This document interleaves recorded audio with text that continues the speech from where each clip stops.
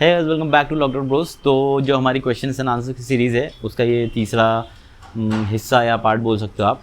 तो इसमें हम लोग एक क्वेश्चन डिस्कस करेंगे। जो क्वेश्चन बेसिकली मुझे दो कंपनी से पूछा गया जो कि बहुत बड़ी बड़ी कंपनीज है। फर्स्ट इज़ डेफिनेटली TCS और जो दूसरा कंपनी था वो था कैपजेमिनी। तो ये दोनों कंपनी में मुझे ये वाला कोड लिखवाया गया था।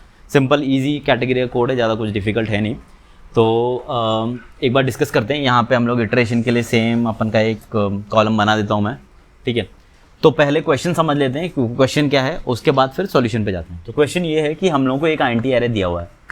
अब आईएनटी एरे कैसा है, इसको बहुत सिंपल नहीं करते हैं, इसको रखते हैं, ठीक है। ये कुछ आईएनटी एरे हमको दिया हुआ है, ठीक है। अब इसमें क्या है, इस आईएनटी एरे में हमको एक मिसिंग नंबर ढूंढना है। तो आईएनटी एरे कैसा होगा, डुप्लीकेट वैल्यूज़ नहीं है उसमें, सिर्फ आपको 1 to n कुछ वैल्यूज़ दी हुई हैं। उस 1 to n में एक नंबर मिसिंग है, तो आपको वो नंबर फाइंड करना है कि वो नंबर कौन सा हो सकता है, कौन सा मिसिंग नंबर है, ठीक है। अगर ऐसा कुछ प्रॉब्लम है तो इसमें दो काइंड ऑफ कैटेगरीज आ सकती है। पहली कैटेगरी आती है जो कि होती है सॉर्टेड, ठीक है, पहली कैटेगरी ये है। और दूसरी कैटेगरी है अनसॉर्टेड। तो मेरे हिसाब से जो हम लोग सॉल्यूशन आपको बताने वाले हैं वो आई थिंक दोनों वेज में सॉल्व हो सकता है, तो कोई इशू है नहीं, ठीक है। ऐसा कोई सॉर्टेड हो अनसॉर्टेड हो, उससे कोई फ़र्क नहीं पड़ रहा अपन को। तो ये कुछ है। अब एक बार डिस्कस करते हैं हम लोग। उससे पहले ना एक चीज़ होती है कि अगर आपको पता होगा कि अगर मेरे को n नेचुरल नंबर का सम निकालना है तो n नेचुरल नंबर का सम कैसे निकलेगा, एक फार्मूला है उसके लिए। आई थिंक आपको 10th या 12th में कभी पढ़ाया जाता है, जहाँ तक मुझे याद है। तो वो पहले वो फार्मूला एक्चुअली डिस्कस कर लेते, फिर आपको समझ आ जाएगा कि कैसे इसको सॉल्व करना है। तो अगर मेरे को मान लो 1 to 5 का सम निकालना है, ठीक है, दैट इज़ 1 + 2 + 3 + 4 + 5, अगर ऐसा कुछ है और मेरे को इसका सम निकालना है तो हम लोग क्या करेंगे, हम लोग करेंगे उसका एक बिल्कुल नॉर्मल सा, इसका सम आता है 15, ठीक है। उसका एक फार्मूला क्या है, n × n + 1 / 2, ठीक है। तो n की वैल्यू हमारी क्या है, n की वैल्यू है 5, n + 1 की वैल्यू क्या है 6 है, / 2, 6 × 5 इज़ 30, 30 / 2 इज़ 15। तो ये फार्मूला है। तो यही फार्मूला हमको हमारे कोड में भी यूज़ करना है बस, और कुछ भी हमको नहीं करना है। तो हम क्या करेंगे, इसको अभी मिटा देते हैं। अब अपने सॉल्यूशन की तरफ जाते हैं, ठीक है। तो सॉल्यूशन क्या होगा, एक मेथड लिख देते हैं हम लोग फटाफट, वही सेम पब्लिक स्टैटिक, इसको आईएनटी रिटर्न करवाते हैं, आईएनटी मेन, सॉरी मेन नहीं, पब्लिक स्टैटिक आईएनटी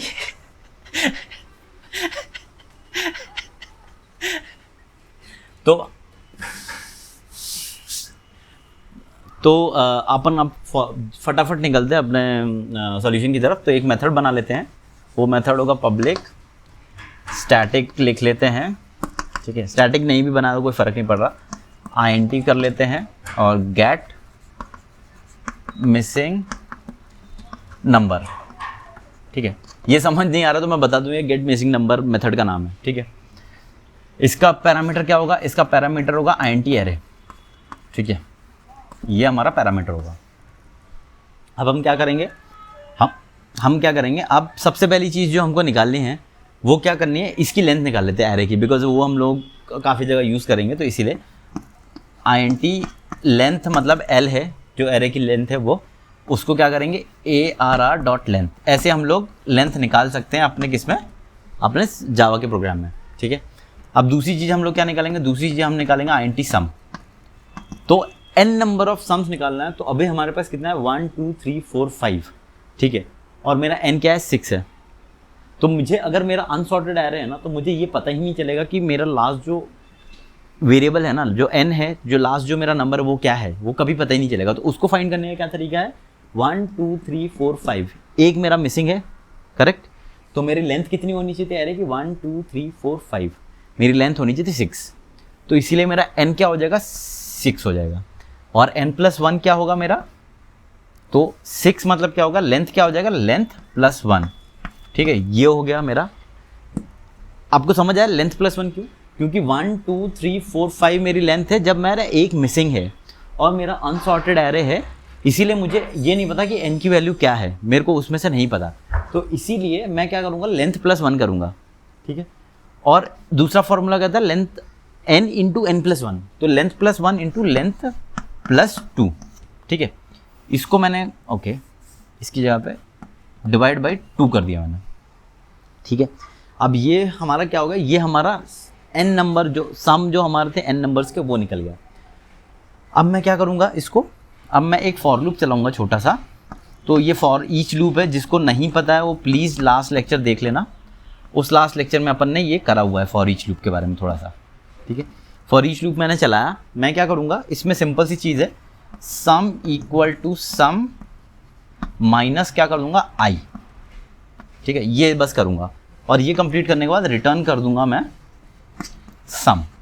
तो ये सम में हमारा क्या रहेगा, ये सम में हमारे पास रहेगा जो मेरा मिसिंग नंबर है ना वो रहेगा इस सम में मेरे पास। सिंपल कैसे, अब इसको इटरेट करते हैं तो आपको और ज़्यादा समझ आएगा अच्छे से।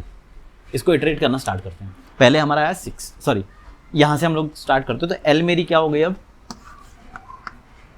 1 2 3 4 5। तो मेरी लेंथ, एरे की लेंथ क्या हो गई, एरे की लेंथ हो गई 5, ठीक है। एरे की लेंथ कितनी हो गई 5। अब मैंने सम क्या करा l+1, l+1 मतलब कितना 5।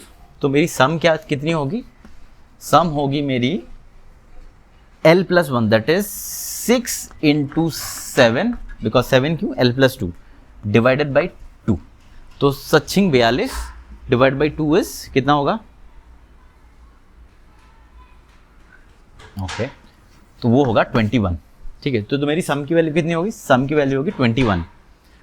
आई होप आपको ये समझ आएगा 6 क्यों लिया है, 7 क्यों लिया है। अगर आपको नहीं समझ आया तो एक और बार वापस रिपीट कर लीजिएगा इसको, ठीक है।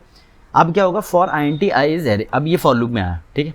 अब मैं एक एक करके क्या कर रहा हूँ 20, तो मेरे सम की वैल्यू कितनी है 21, ठीक है।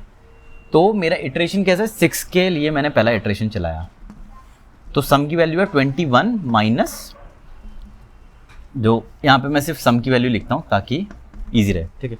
तो सम ऐसे मतलब सम है हमारा यहाँ पे। तो पहला क्या है 6 आया, तो सम इक्वल टू सम -1। सम कितना है 21 - 6 कितना हुआ, 21 - 6 हुआ हमारा 15, तो 15 हो गया। तो ये हो गया हमारा एक इटरेशन। तो अब सम बता 15। फिर अब किसके लिए इटरेशन है, अब 2 के लिए इटरेशन है। तो सम अब मेरा कितना रहेगा 15 - 2, तो कितना बचा मेरा 13, ठीक है। फिर मेरा इटरेशन है 4 के लिए, 4 के लिए इटरेशन है तो क्या हो जाएगा, सम इक्वल टू 13 - 4। तो 13 - 4 कितना हुआ 9। उसके बाद मेरा नेक्स्ट इटरेशन है 1 के लिए, 1 क्या होगा, सम इक्वल टू 9 - 1, तो क्या बचा 8। फिर क्या है, फिर बचा 3, तो मेरा 3 के लिए इटरेशन हुआ, 3 के लिए इटरेशन हुआ, सम क्या हो गया मेरा, अब कितना बचा है 8 - 3 = 5। तो लास्ट में मेरा इटरेशन कितना बचा, लास्ट में मेरे सम की वैल्यू कितनी बची, उसके बाद कोई और है कुछ नहीं है, तो सम की वैल्यू कितनी बची 5। तो मेरा यहाँ पे रिटर्न क्या होगा, यहाँ पे रिटर्न 5 होगा। अब हम चेक करते हैं 5 मिसिंग है क्या, 1 है, 2 है, 3 है, 4 है, 5 नहीं है, तो 5। तो ये हमारा सिंपल सा लॉजिक था जिससे अपन इसको सॉल्व कर सकते हैं। आई होप आपको ये समझ आया होगा। अगर नहीं समझ आया तो प्लीज़ कमेंट सेक्शन में आपको क्वेश्चन सब डाल सकते हो।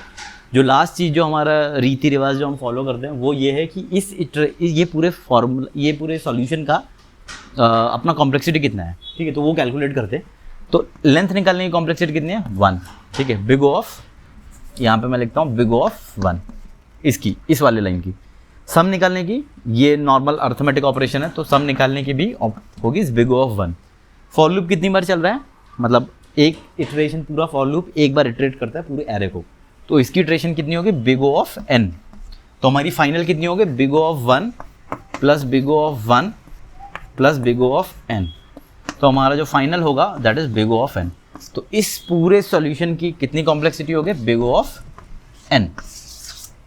आई होप आपको ये वीडियो अच्छा लगा हो। Thank you so much guys for watching this video.